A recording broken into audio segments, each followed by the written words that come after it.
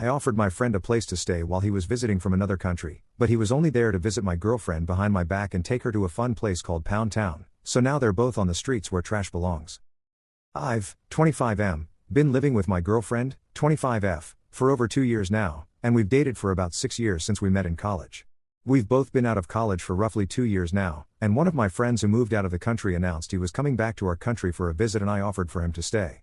GF has never met friend, we'll refer to him as Larry, however Larry and I had Skypes and GF was often around and got to know Larry through me. Anyways, we were all excited.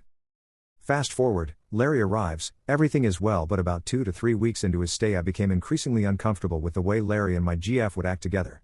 I vented my feelings to my GF who assured me nothing was going on, and I didn't say anything to Larry.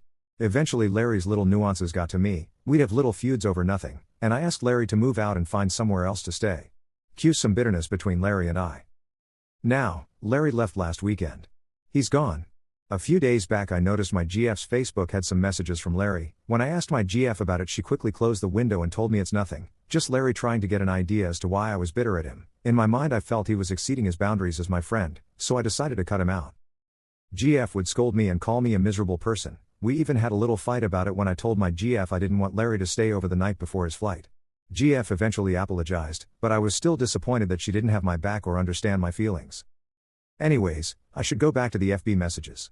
Today I was just shutting down our PCs after the GF had gone to bed and my curiosity got the worst of me. I know, this is bad, and opened up her FB. She was already logged in and I noticed a message from Larry that was unread. I opened it and went through their conversation history and this is where I wanted to throw up.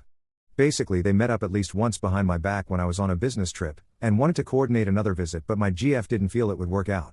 Larry replies back that he needs to hold her again and misses her very much, calling her things like sweetie. I was livid. Words cannot describe how I felt reading that out. The combination of anger, despair, sadness, betrayal, and pure rage was too much for me to take.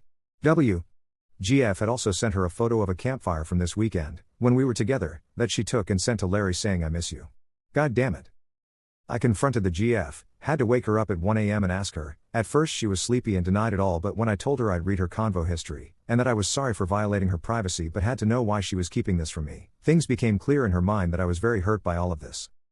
I explained my feelings. I was hurt, betrayed. I housed this guy and showed him a good time for a month, and even after all of this you told me I was the crazy one. Now my worst suspicions are true.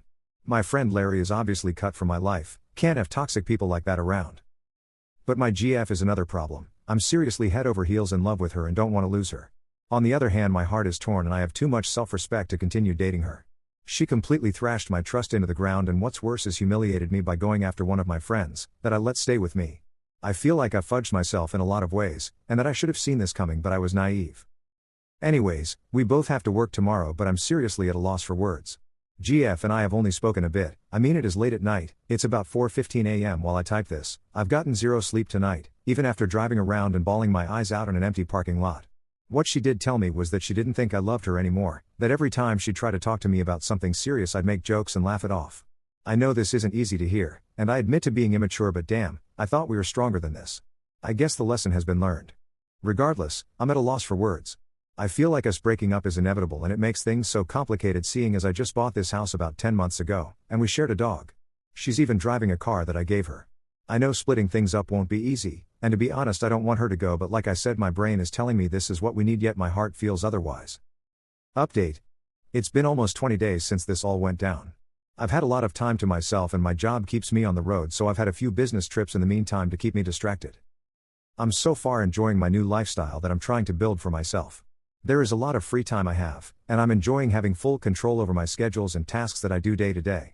Being able to plan for just myself is alleviating, and I'm starting to look back and see all the flaws that were present in my past relationship that now I really see as red flags. Overall I was pretty unhappy when I was with my ex. I'm recognizing that now. I bared with the unhappiness and kept going because I felt that this is what normal guys do in long-term relationships, the sunken cost theory. Also I thought she was loyal. So case in point I didn't see any point to break things up, so from that point of view I recognize I have some personal faults that I need to fix in order to consider myself healthy again. I met someone when I was on one of my trips and we had smashing time in my hotel room. It was one of the worst experiences I've ever had. It was way too early after the breakup, and in my mind I was just thinking I'd be in the mood, and fudge someone else and give myself a break. The second we started to do it, I felt myself get hit with a tidal wave of emotion. I immediately thought of my ex, since she was the only person I'd have done it with before. The actions, etc., were so enamored in my head from being with her. Looking down and realizing I wasn't made me sick and very upset. I couldn't finish. I ended up rolling over and trying to hold back my tears. Thankfully she was understanding when I told her I just got out of a relationship, and she decided to leave without any commotion. She was even nice enough to tell me she knows how it feels and that it will get better with time. Definitely not going to call her again. I regret even putting myself in that scenario, but granted I learned something about myself afterwards. My ex didn't really have any of her own friends. This should have been another red flag. She was constantly around my friends, and being honest I didn't really mind. But now that I see how broken that is for a person to lack any best friend or a group of people they saw before we got together and continued to be together. My friends have always been there for me, even the ones I knew before my ex. Granted she's now on her own, I have no idea who she's talking to about this whole scenario aside from her immediate family, and I don't really care. I've had the talk with a few mutual friends me and Larry had. Everyone is pretty much shocked, but they also told me that they had a feeling something was going on, but Larry would lie to them when they'd ask. Larry has since tried to reach out to some of them and try to rectify the situation, but they've already heard the story from me first, so most of them have cut Larry out of their lives. But to be honest, I'm not very close with these people and don't plan on growing to be more close to them in the future. Larry was the only crux of our relationship, so if they do continue and associate with them I would definitely not be happy and wouldn't mind cutting off contact with them as well. This actually became an issue with one of our mutual friends, we'll call him John. John's a good guy, we have similar interests and he was around a lot of the time Larry was. John was over at my house this past weekend since he just picked up his new car near a dealership near my place. He lives 1.5 hours away. So John and I are shooting the bull and it's kind of inevitable for us to talk about what happened with me. He did bring up how he talked to Larry and how Larry is still lying to him. This kind of irked me. I told John the first didn't care about Larry and that if he's going to continue to associate with Larry then I can't see us continuing to be friends. John was obviously a little upset by this, saying he just can't process what happened and wants to give Larry a chance to explain himself. I told him that's fine, but again, it's like he's condoning these actions, and if he wants to get burned in the future that's his own decision. I just don't want Larry around me in any shape or form, and if John wants to be around me he needs to understand that. It's not like Larry broke my car and refuses to pay. The guy stabbed me in the back and I can't ever forget that, even if in time I find it in myself to forgive Larry, which right now, I can't.